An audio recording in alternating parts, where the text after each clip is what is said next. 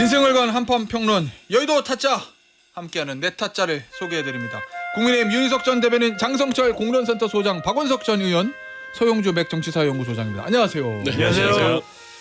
자, 정치우님께서 정치의 친구 우가 버두짠가 어리석으루짠가 그거 모르겠네. 어쨌든 정치우님 일주일 중 가장 기대되는 타짜랑 본방불가 파이팅 좋아요 꼭 마트 상품권 당첨. 그냥 막 드려요 그냥. 근데 얼마짜리예요?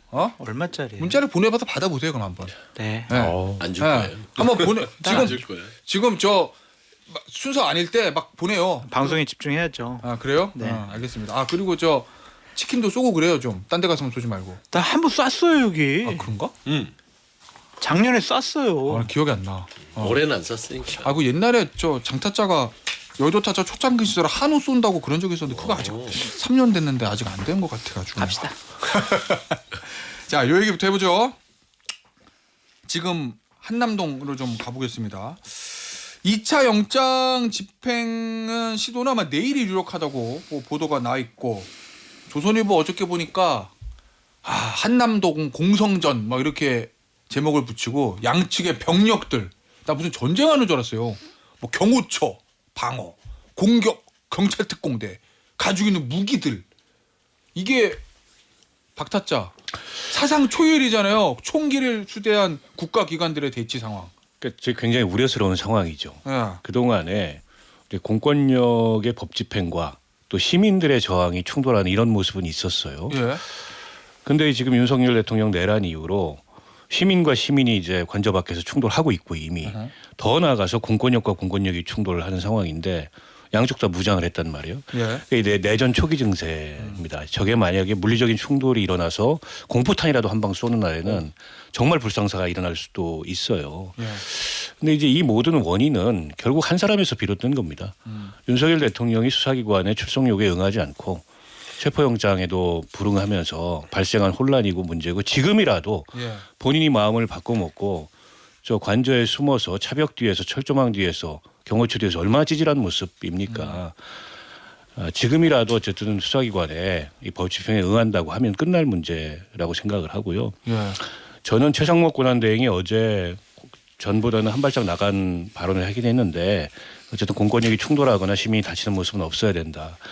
근데 여전히 무책임한 거예요. 이게 만약에 정말 충돌이 일어나서 그런 불상사가 빚어지면 그걸 수수방관하고 강 건너 불구경한 최상목 권한대행에게 가장 큰 책임이 돌아갈 수밖에 없어요. 한마디면 됩니다. 경호처를 향해서 수사기관의 법 집행에 협조하라 라고 하면 경호처가 무력화될 거예요. 네. 만약 그 상황에서도 경호처가 물리력으로 저걸 저항하고 막으려고 하면 그때는 공권력의 지위를 잃는 겁니다. 근데 그 말 한마디 하는 게 지금 이 상황에서 권한대행으로서 자기 이제 그 한계를 벗어나는 그런 발언인가요? 저는 아니라고 생각해요. 지난번에 두 사람의 헌법재판관 임명하면서 내세웠던 명분이 예. 불확실성을 빨리 없애서 우리 경제가 더 이상 타격을 받지 않도록 해야 된다. 지금 똑같은 상황입니다. 지금 가장 큰 불확실성은 내란 수괴가 체포되고 있지 않은 거예요. 그걸 없앨 수 있도록 공권력이 법 집행을 할 수 있도록 최상목 권한대행이 적극적으로 경호처를 지휘해야 된다고 생각해요. 윤희석 전 대변인. 네. 지금 아니죠? 예. 몇 년 만에 대변인 안 하는 겁니까? 예. 좀 됐네요. 전 대변인. 예. 대통령 책임이 크다라는 박타짜의 말에 동의하세요?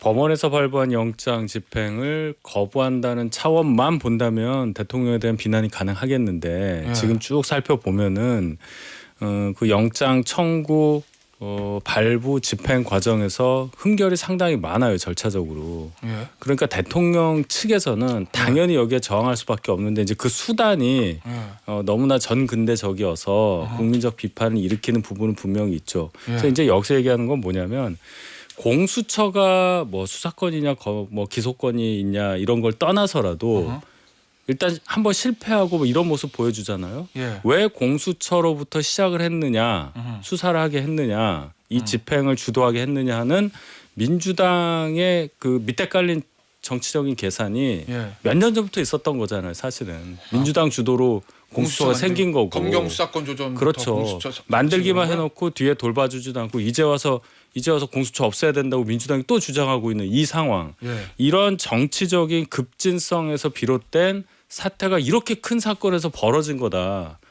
여기에 그 후과가 대해서 지금 나오는 거다. 그렇죠. 예. 그거 아니었으면 이럴 일이 있습니까? 솔직히 얘기해서 그냥 검찰 있고 검경 수사권 조정 그냥 과거와 같은 상태라면 예. 그냥 검찰이 영장 받아서 들어오면 되는 거예요. 이걸 어떻게 막아요? 그런데 예. 지금 이렇게 흠결이 많이 있으니 예. 이렇게 저항할 수밖에 없고 한남동에 양쪽이 부딪히는 거잖아요. 민주당 여기에 대해서 반성한다면 아마 전혀 없을 거야 아마. 근데 스스로 얘기해요. 예. 공수처 없애야 된다고. 예. 이게 뭡니까? 알겠어요. 장타짜가 첫 타짜? 민주당 얘기 들어봐야 될 것 같은데. 아니 민주당의 그 잘못된 선택의 후과가 지금 아니 왜 나타나는 그랬어요 진짜. 아니 지금 뭐 내란죄를 저지르고 나서 대한민국의 정당한 법질 절차에 대해서 뭐 거의 뭐 총을 든 경호처를 앞세워서 네. 저기 뭐 관저에 거의 박혀 있는 사람이 잘못됐어요. 공수처의 어떤 후과가 잘못됐을까요?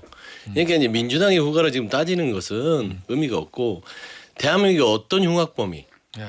법의 집행을 저렇게 나설 수 있겠습니까? 어. 그렇잖아요. 그러니까 우리는 대한민국에서 듣도 보도 못한 흉악범을 마주하고 있는 거예요. 근데 그게 그 흉악범의 권력을 가지고 있어요. 예. 심지어 총을 차는 경호처라는 사병 비슷한 그런 인력을 가지고 있어요. 그렇기 때문에 지금 이 지경에 이르는 것이다. 뭐 공수처의 어떤 절차가 어쩌고 경찰이 어떻고 어떤 범죄자도 이렇게 하지 못합니다. 그러니까 저는 거의 이 광증 미침의 정도를 가진 사람의 정상의 수준 이상을 만났기 때문에 대한민국의 어떤 기구가 간다 하더라도 안 돼요. 그럼 공수처 빼고요. 그러면은 서부지법의 영장 부분은 왜 그렇게 거부를 하죠? 그 법원에 대한 설치도 잘못됐나요? 뭐 법의 해석이 잘못된 건가요? 예. 그런 게 아니에요. 근본적으로 공수처의 미비점은 있을 수 있으나 예. 우리가 근본적으로 들어가야 되는 것은 대한민국의 한 번도 보지 못한 흉악범 피의자를 보고 있다. 예. 그냥 그게 중요한 거라고 생각합니다. 조선일보 오늘 김창규 칼럼을 유의 깊게 봤어요. 예. 전형적인 양비로운 칼럼이던데 제목이 이래요. 직무정지된 대통령을 꼭 끌어내서 수사해야 하나. 되게 좀 자극적이죠. 막 끌어내서. 결론이 뭐냐면은 탄핵소추안 통과로 직무가 정지된 대통령은 우리 속에 갇힌 맹수다. 국민 삶에 영향을 미칠 아무런 힘이 없다. 그런 대통령을 꼭 물리적 힘으로 끌어내서 수사받게 해야 되나. 그래야 민주당과 그 지지층은 속이 시원하겠냐. 이런 칼럼의 결론이거든요. 예. 그러니까 이게 전형적으로 보수파나 국민의힘이나 윤석열 대통령이 주장하는 것과 비슷한 결론인 것 같아요. 예. 결국에는 민주당 당신들 조기 대선 하려고 그래서 이재명 대통령 만들려고 이런 짓을 벌이는 거 아니냐 이런 건데 아무리 생각을 해도요. 법원에서 발부된 체포영장을 위법하다 불법이다. 짝퉁 영장이다. 이렇게 공격하는 것은 대한민국 시스템을 인정하지 않는 것 같아요. 그것을 먼저 인정하고 나서 예. 그다음에 법정에서 투쟁하는 것이 맞지. 지금 공권력에 대해서 대응하는 모습은 뭘로도 합리화가 될 수 없다. 그런 생각이 듭니다. 알겠습니다. 자, 이 와중에 대통령 도피 의혹이 있었어요. 예? 근데 어제 사진이 공개됐어요. 그 찍은 언론사하고 대통령실 간의 관계를 봤을 때 뭐 이렇게 대통령실에서 쓱 뭐 흘려주고 이런 것 같진 않아. 언론사와의 관계가 아닌가? 그렇잖아요. 아니라고 봐요. 예.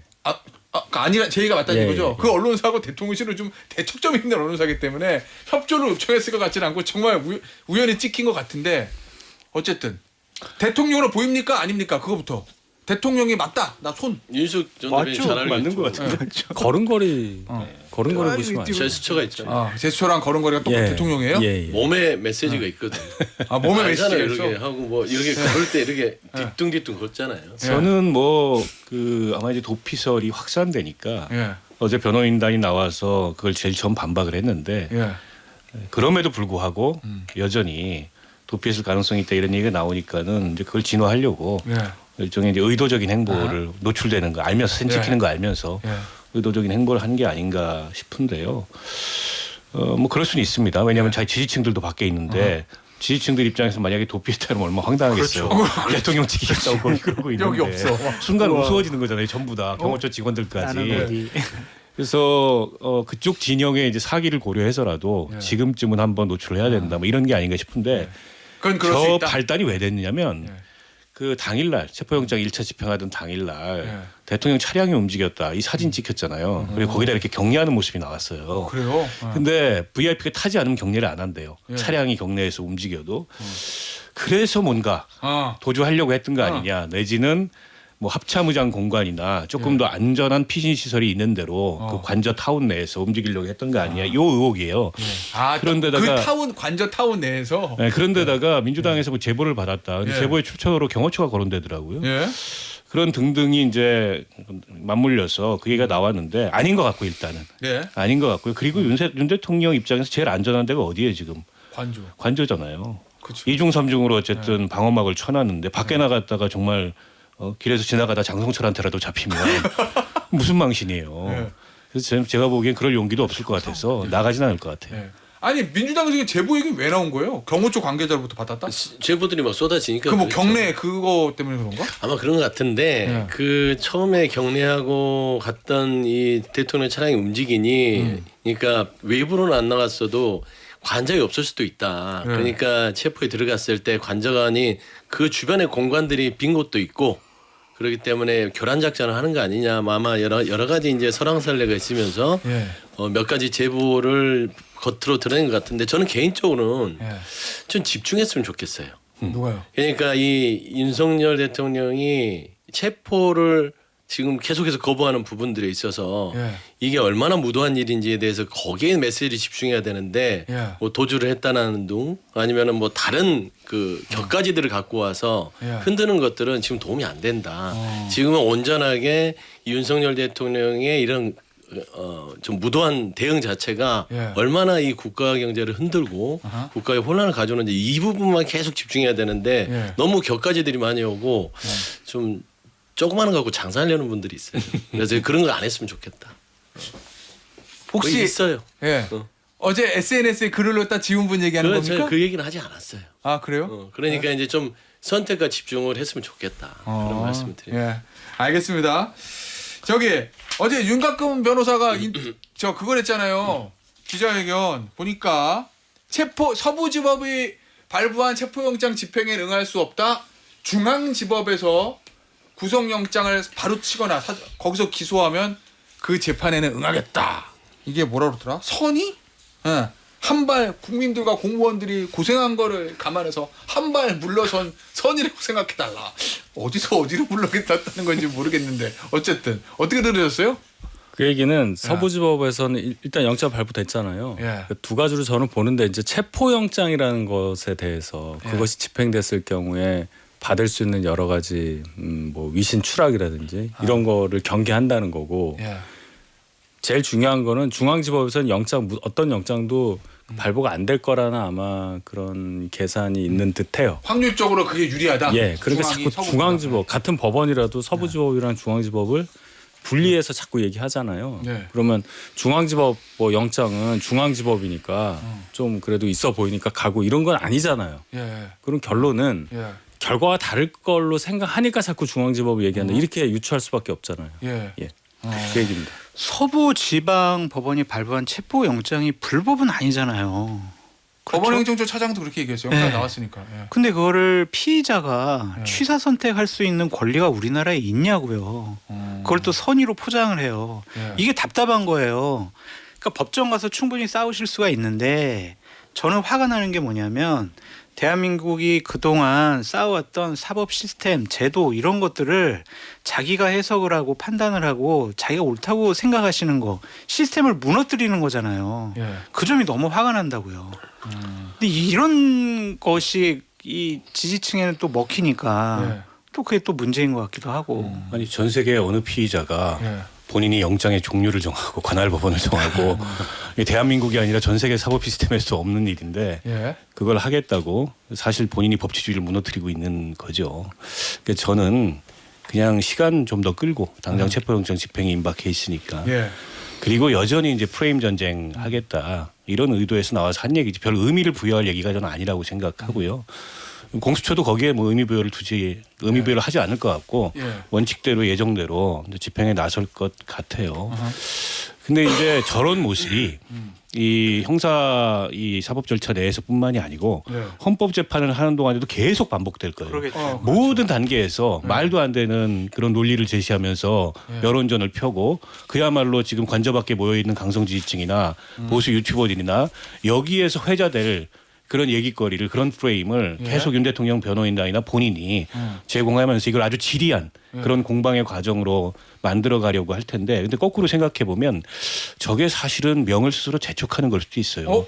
헌법재판소가 보기에는 이 헌정 질서의 공백 사태가 계속되면 안 되는데 끊임없이 위헌적 행위를 반복하고 있는 거예요. 그러면 반대로 헌재는 이걸 빨리 조기에 끝내야 되겠다. 이렇게 판단할 가능성이 높아요.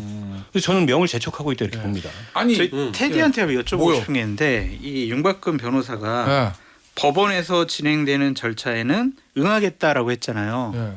이게 그러니까 자신들이 취사 선택을 하는 게 예. 유리하고 불리하고 이걸 따져볼 수가 있어요? 아니, 내가 안 나가. 안 나가면은 자신한테 유리한 거예요? 아니 저는 이제 어제 보는 뭐 느꼈냐면 영장 구속영장 실질 심사하고 기소하면 재판에 내가 출석하겠습니다. 법원에 이랬잖아요. 네.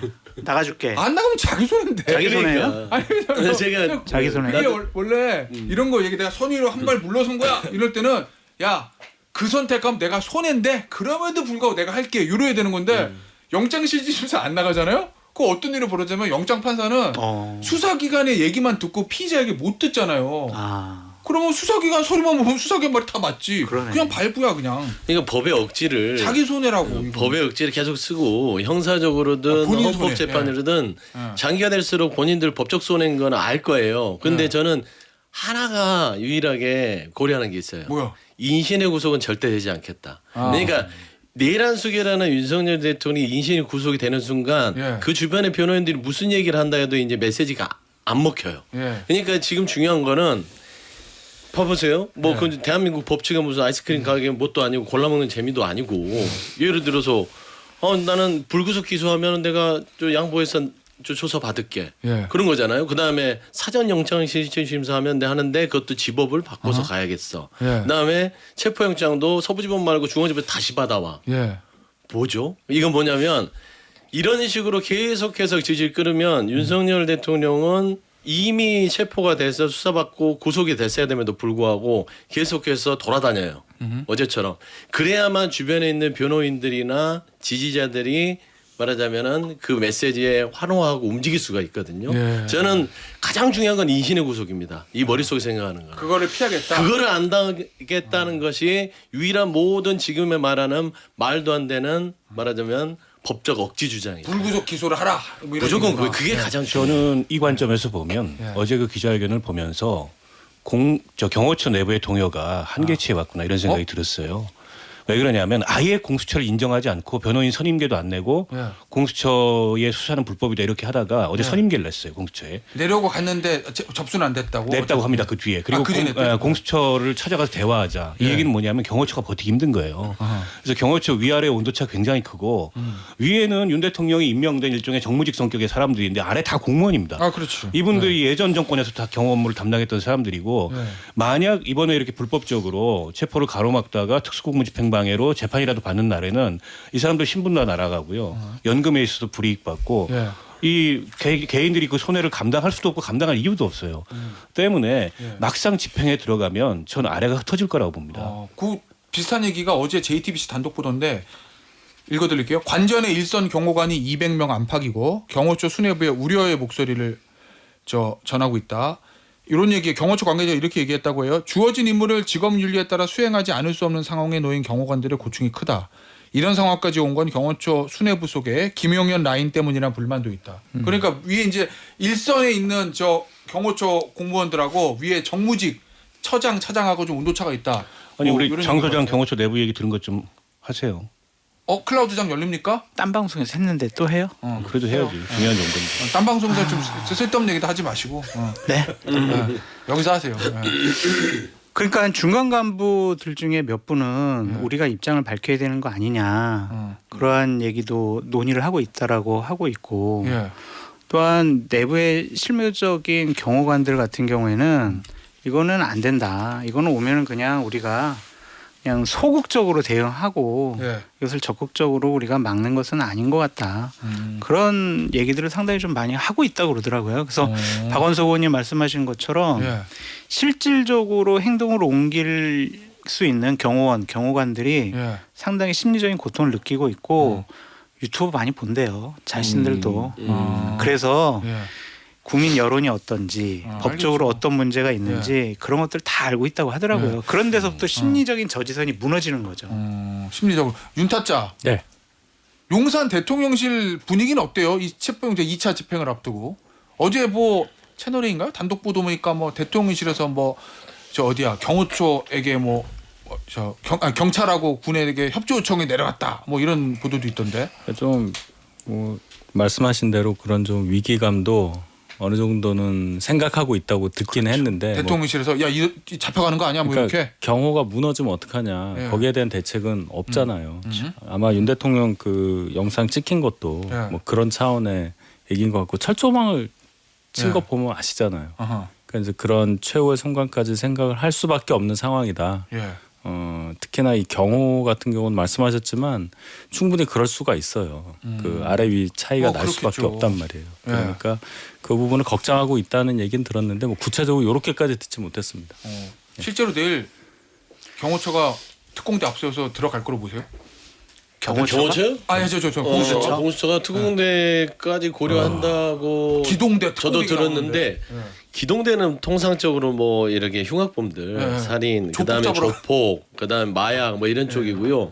특공대는 테러예요. 예. 테러리스트들. 그다음에 테러의 요인들인데 상대가 이제 무기를 소지했기 때문에 예. 특공대가 들어갈 수밖에 없습니다.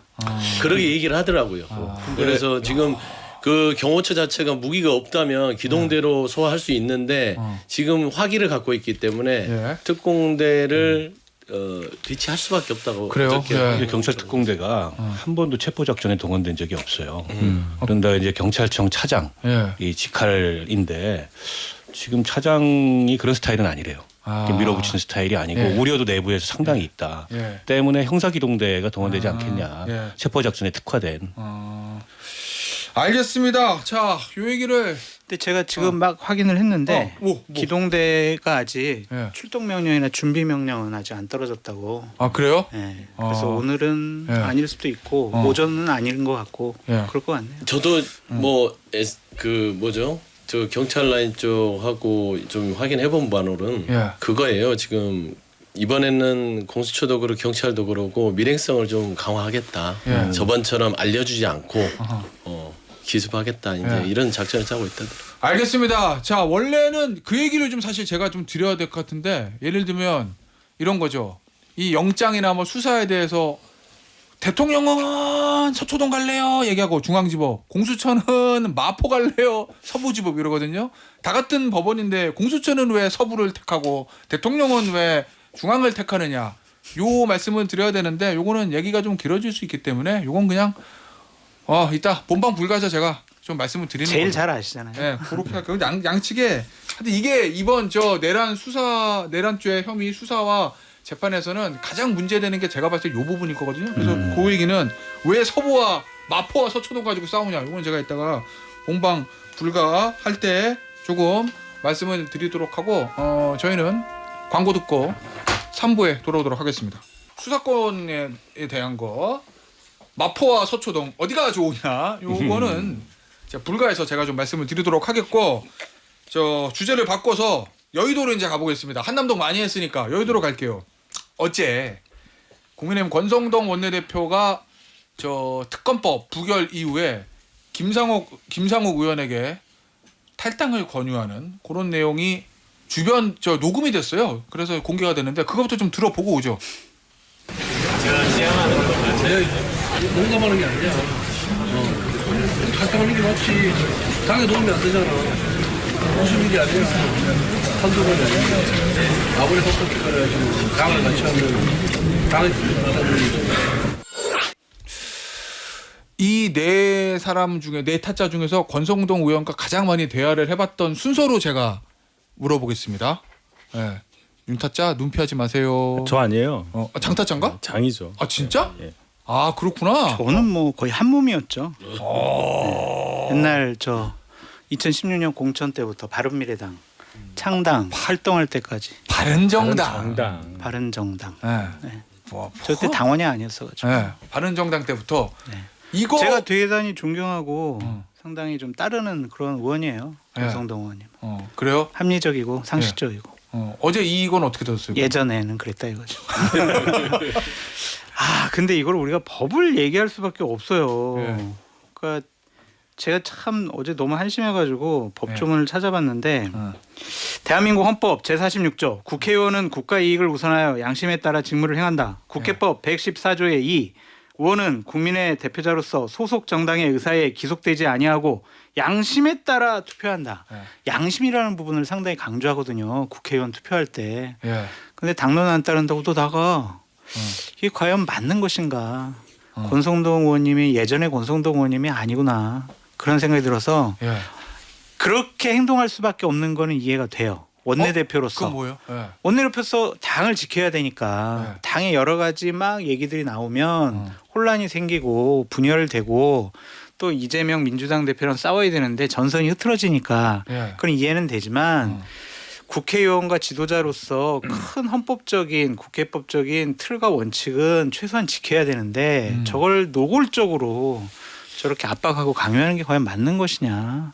예전에 이런 것에 대해서 대단히 분노를 하셨거든요. 언제요? 친박들이 막 그냥 왜 우리말 안 들어 이 비박들 탈박들 비박들 나쁜 놈들 하면서 왜 당론 안 따로 막 이렇게 김무성 대표와 그 무대 이른바 무대계를 10명 얼마나 많은 압박가 있어. 그때 막 같이 그 무대 방에 앉아가지고 분노하고 책상 치고 막 분기탱천했었는데 예. 그 공격하던 사람들 입장으로 돌아가셨단 말이에요. 이해가 안 돼요, 솔직히. 자, 그다음에 두 번째로 대화를 많이 나눠봤어요. 윤타짱 어떻게 그렇게 들었어요? 많이 해본 거는 아닌데 어려운 시기에 이제 원내대표 맡으셨으니까 뭐 그럴 수 있다고 쳐도 야 원내 분위기 진짜 심각하구나 험악하구나 하는 걸 느낄 수 있는 녹음이잖아요. 아, 원내 분위기가 지금 딱 이거죠 뭐. 예.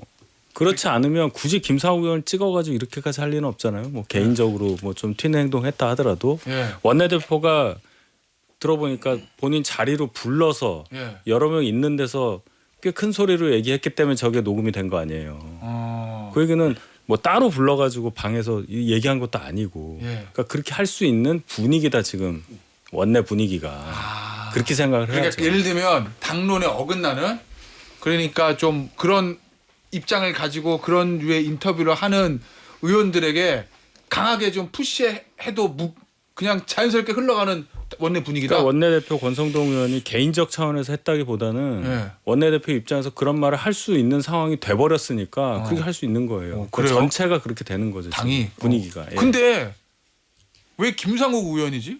왜냐면 만만하니까. 앞서 조경태 의원 인터뷰 들으셨죠?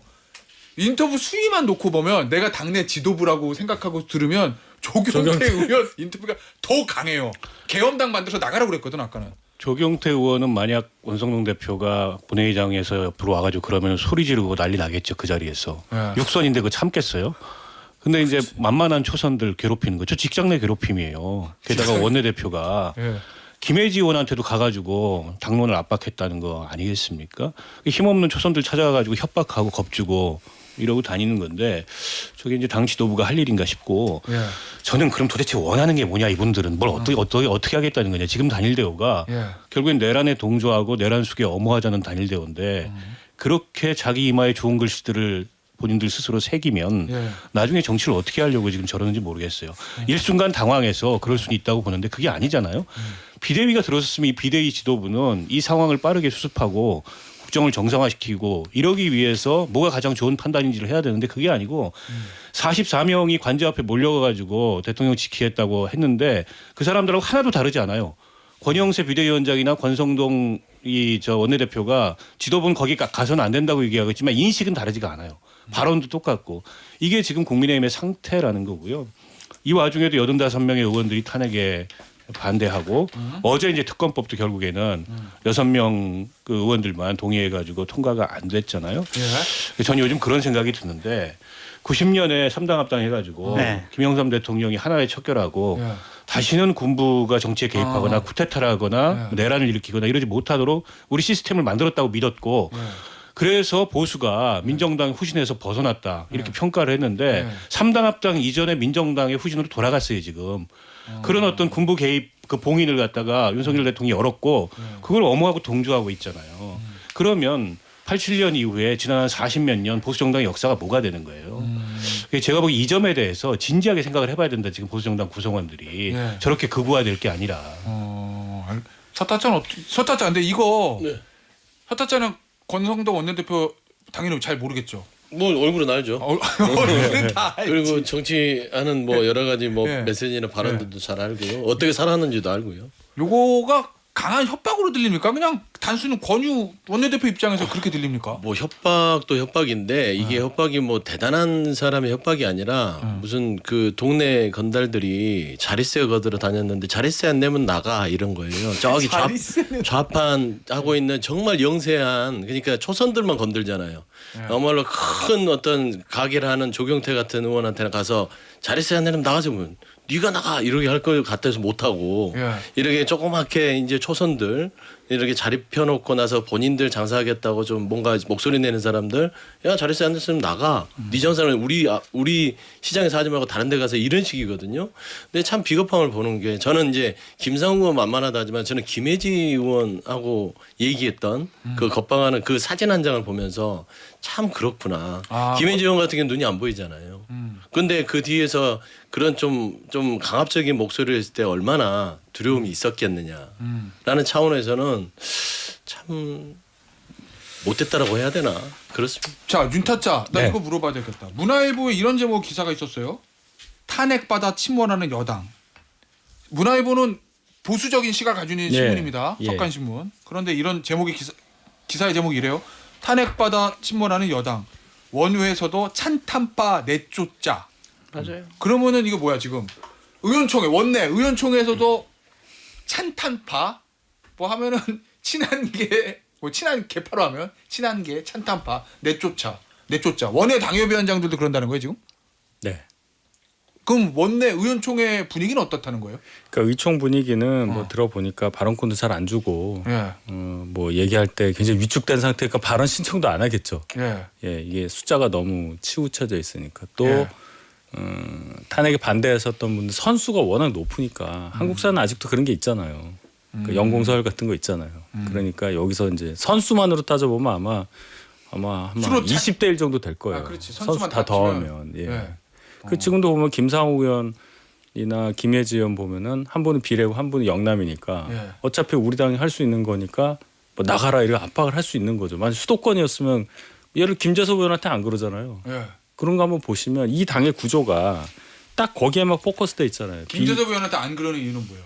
수도권이니까 도봉은 나가면 대안이 스피커가 없으니까. 되니까 예. 수도권 의원이고 하니 거기는 안 하고 예, 이제 김상욱 의원한테 거기 울산이니까 예. 나가도 대안이 있다 이 얘기구나. 당시 아니어도 우리가 후보내면 언제든지 할 수 있는 지역이니까 예. 그러니까 우리 당 의원으로서 자격이 없다 이런 생각이 가는 거죠. 근데 제가 이제 좀 취재했어요? 아니 공감대가 형성되는 게 뭐냐면 김상욱 의원 같은 경우에 누구랑 공감대가? 권성동 의원하고 오, 예. 왜냐하면 김상욱 의원이 진보 쪽 인터뷰를 엄청나게 많이 맞아요. 해요. 예. 진보적 인터뷰라는 거. 뭐. 얼마 전에 경향신문도 아. 전면 인터뷰도 하고 소위 말하는 진보 쪽 언론에 나가서 메시지나 목소리를 상당히 키우고 있단 말이에요. 예. 그게 좀 상당히 좀 눈에 걸리지 않았을까. 저한테도 그랬거든요. 누가? 권성동 의원이 막 어? 뭐라고요?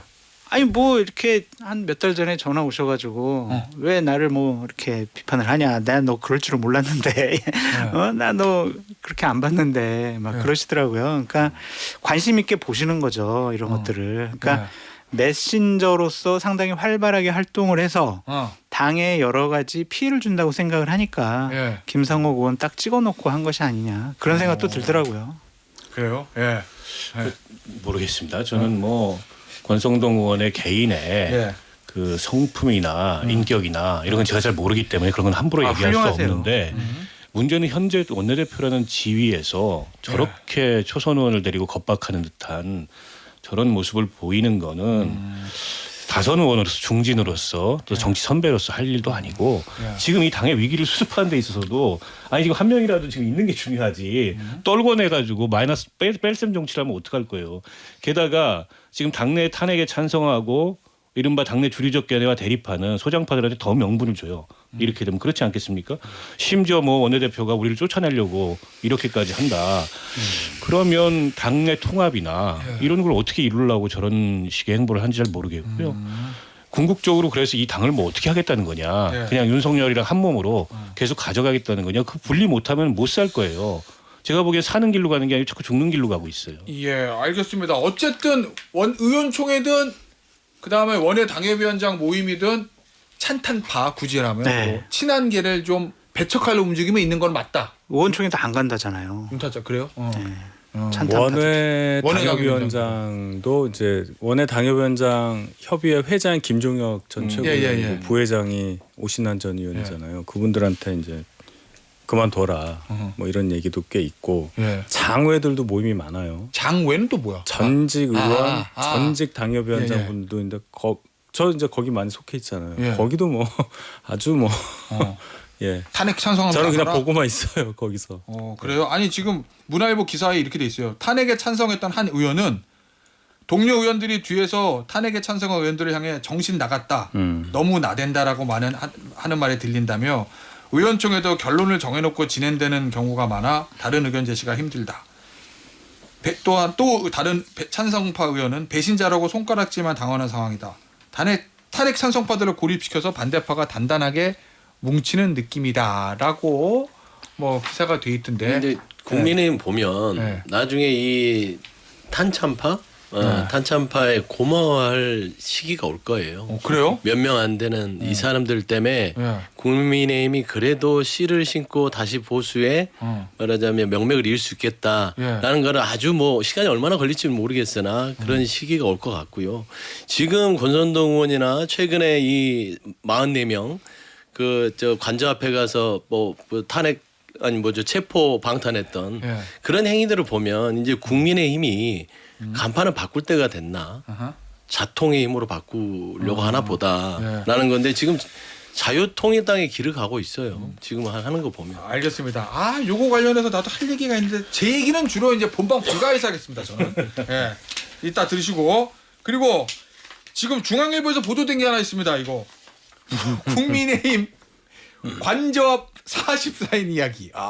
중앙일보에서 어떻게 재밌는 기사가 났는데 제목이 맹윤, 찐윤, 친윤, 멀윤, 반윤 108면 국힘이 분화하고 있다. 맹윤은 맹렬한 친윤, 찐윤은 찐윤, 친윤은 그냥 친윤, 멀윤은 멀어진 사람들, 비윤 반윤은 이제 뭐 비윤 반윤이고 그리고 이제 명단을 쫙 배치했거든요. 자, 요거는 역시 장타짜하고 윤타짜 물어봐야 되겠다. 이거 배치가 제대로 됐습니까? 중앙일보에서 분류 잘했어요? 아니면 잘못했어요? 일단은 참고로 말씀드리면 맹렬한 친윤에 누구 있게요? 김민전, 윤상현.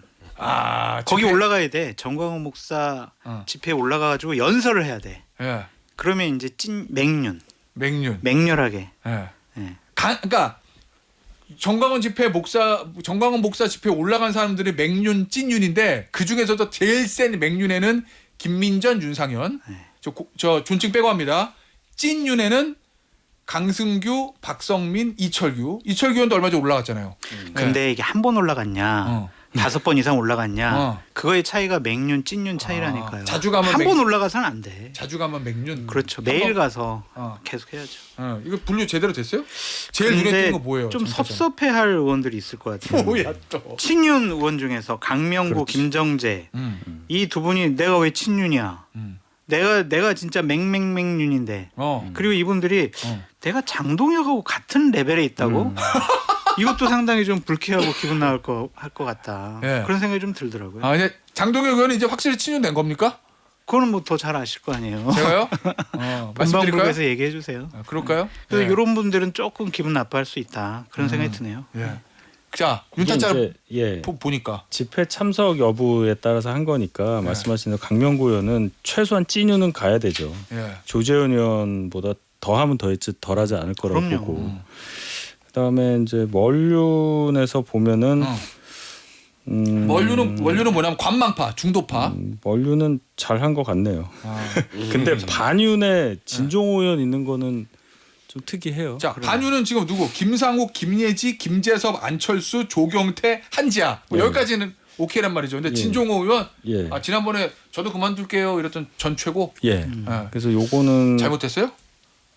반윤까지 될까? 이분은 글쎄 최근에 이제 새로 시작 2라고 하는 한동훈 전 대표를 지지하는 의원 모임이 하나 생겼다는데 다시 단독 오늘 중앙일보 보도난 예. 거. 예. 2명이 빠졌다는 거 아니에요? 전에는 의원이 18이었는데 지금 16. 예. 그럼 둘이 빠진 누구냐? 장동혁, 진종호라고 생각을 하는데 예. 그런 생각까지 있는 가운데 뭐 실제 있는지는 모르겠어요. 그런데 반윤까지는 글쎄 멀륜이면 모를까? 뭐 이런 생각 들고 가윤이라고 보면 되지. 가윤. 가윤은 뭐야?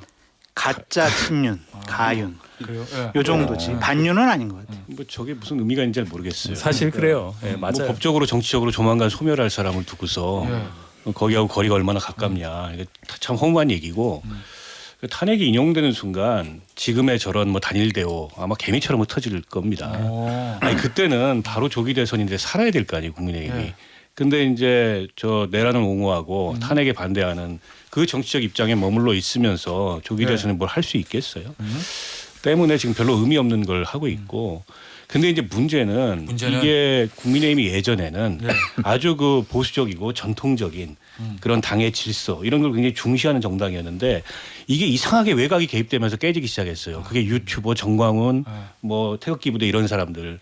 그래서 오히려 그런 목소리가 지금 당의 주류적인 정치인들이 의식하고 예. 그 알고리즘에 반응하고 이런 정당이 돼버렸어요. 그러니까 전통적이고 보수적인 가치와 정당의 질서가 없어진 거예요.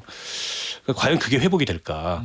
그러면 당장 뭐 윤석열을 옹호하고 이런 목소리는 그 탄핵 이후에 나오지 않더라도 과거에 우리가 그 생각했던 그런 건강한 보수 정당 이건 없는 거예요. 그야말로 극우가 탄생하는 거고 건강한 보수 정당을 하려는 사람들은 다시 출발해야 되는 이런 상황이 되지 않을까 싶어요. 예. 자, 제가 그냥 쏟다. 저기 그냥 참고로 다 잊어버리셨을 텐데 뭐요? 친박의 분류가 한 15개가 됐었거든요. 그러니까 쭉 한번 말씀드릴게요. 친박, 탈박, 찍박, 복박, 돌박, 짤박, 멀박, 홀박, 범박, 옹박, 원박, 신박, 진박, 가박, 옹박 뭐 이렇게 되어 있는데 다 없어졌죠. 결국에 이분들은 쪽박 찼다. 그게 결론이에요, 결론. 맞아요. 그래요? 친박계가 완전히 뭐 없어져 버렸잖아요. 없지, 지금. 그러니까 맞아요. 대통령이 없어지면서 그렇게 돼 있으니까. 구심점 없어지면 다 없어져요. 그러니까 이제 아까 박원순 의원님이 얘기했듯이 박다짜님이 예. 어차피 이거 사라질 정치인을 뒤에 붙여요. 예. 윤은 사라져요. 이게 지금 버티고 있다고 영원히 버틸 수 있을 거라고 생각하면 정말 착각이고요. 예. 곧 사라질 분 옆에 친윤이 뭐하고 멀윤이 뭐하고 찐윤이 뭐합니까? 근데 중요한 의미 있는 게 뭐냐면 아까 장타지자님이 그랬잖아요. 이 저 가장 그 맹윤과 찐윤의 이 사이에 이 그 가늠자가 그 자주가나. 무대에 올라가서 얼마만큼 발언을 하고 그렇지. 무대에서 목소리를 높이냐. 그 무대가 어떤 무대죠? 어떤 무대? 아스팔트 우파. 예. 정광훈. 예. 그 자유통일당. 무대에 올라가는 거라서 어쩌다가 이 보수 정통 보수의 이 공당인 국민의힘이 예. 자유통일당의 무대에 올라가는 수준으로 그러니까. 있어서의 어떤 저기 그 농도를 측정당하는 그 수준까지 전락했느냐. 이거는 정말 반성해 뭐야 대목 같아요. 알겠습니다. 마지막으로 여기 저 분류표 얘기를 좀 계속 해보죠. 분류표에 있는 사람 중에서 누구 얘기를 해볼까? 찐윤에 있는 의원 얘기해 보겠습니다. 조배숙. 아시겠지만 조배숙 의원은 5선인데 국민의힘에서 빼지는 건 이번이 처음이에요. 호남목 비례대표로 됐고 그동안 이제 저 호남이 베이스에서 저 호남이 지역구니까 민주당, 열린우리당, 그다음에 민주당에서 배지를 달다가 이번에 호남목 비례대표 의원을 배지 저 국회의원이 됐는데 호남목 비례대표로 찐윤으로 돼 있습니다. 이런 얘기를 했어요. 헌법재판소가 윤석열 대통령 탄핵 소추안에 각하하지 않고 변론한다면 위법이다. 헌법을 위반하면 국민이 저항권을 발동할 수밖에 없다. 이거 어떻게 들으셨습니까? 박타짜한테 물어봐야 되겠다. 헌법상의 그 저항권이라는 굉장히 숭고한 단어를 예. 진짜 함부로 막 쓰고 있다 이런 생각이 듭니다. 그거는 4.19나 60이나 예. 그런 과거에 이제 그런 항쟁을 통해서 불의한 정권을 무너뜨렸던 그런 국민 항쟁을 두고서 저항권이라고 얘기를 하는 건데 아무데나 쓰고 저건 또 다른 형태의 내란 선동이죠. 게다가 저분이 이제 호남 출신인데 예. 그 저항권이라는 말의 의미를 호남 출신 정치인이 저렇게 쓴다는 게 개탄스럽죠 정말. 그리고 이해가 안 되는 게 이번에 비례대표 될 때 마지막에 원래 들어갔죠? 후순위였는데 막 본인 반발하고 그만둔다고 막 기자회견하고 여러 가지 반발해가지고 앞으로 좀 땡겨졌잖아요. 예. 그래서 그- 윤석열 대통령이 챙겨준 것 같지도 않아요. 순위에 있었어요? 없었어요? 아예? 없었는데 뒤- 나중에 뒤에 있지 않았어? 아예 뒤에? 없었어요. 없었어? 근데 이제 상위 순번으로 간 거 아니에요. 근데 왜 저러실까? 민주당에서 정치를 시작을 하셨는데 열린우리당, 민주당, 그다음에 국민의당. 이해가 좀 안 돼요. 조배수 의원은 그때 뭐 여러 얘기가 있겠지만 정설은 예. 그 주기환 후보가 빠진 그 호남 몫으로 예. 이분이 이제 들어가게 된 어허. 거로 생각을 하잖아요. 그래서 여자 2명 빠지면서. 예, 그래서 이제 친윤 쪽에서는 예. 한동훈 당시 비대위원장이 는 걸로 생각을 하고 있고 어. 조배수 의원 본인은 그냥 당에 감사하는 마음인 거예요. 그러니까 당을 위해서 또 윤 대통령을 위해서 해야 한다고 생각하시는 그런 정도. 예. 예, 그렇게 봐야지 예, 다른 고려가 있는 것 같지는 근데 않아요. 검사 판사 출신인데 예. 저런 식으로 사법 시스템을 뭐 인정하지 않는 태도가 맞나? 이해가 안 돼. 아무리 검찰 생각해도. 출신들이 더 인정 더해요? 안 하더라고. 더? 다 그렇잖아요. 그 검찰총장도 인정 안 하잖아요. 아, 그 얘기를 하면 또 내가 하고 싶은 얘기가 있는데 그것도 좀 이따가 10분 이따가 할게요. 예. 자, 오늘 저 여의도 타짜 여기서 마무리해야 될 것 같고요. 우리 네 타짜는 집에 가시면 안 됩니다. 10분 후에. 아, 뭐 아라니 너무 당연한 얘기를 지금. 아니, 그 얘기가 아니라 야, 본방 불가에서 요 얘기 나머지 이 네타짜와 이야기는 더 나눠보도록 하겠고요. 이 네타짜와는 여기서는 인사드리고 10분 후에 스튜디오 옮겨서 본방 불가에서 만나도록 하겠습니다. 감사합니다. 맞습니다. 감사합니다.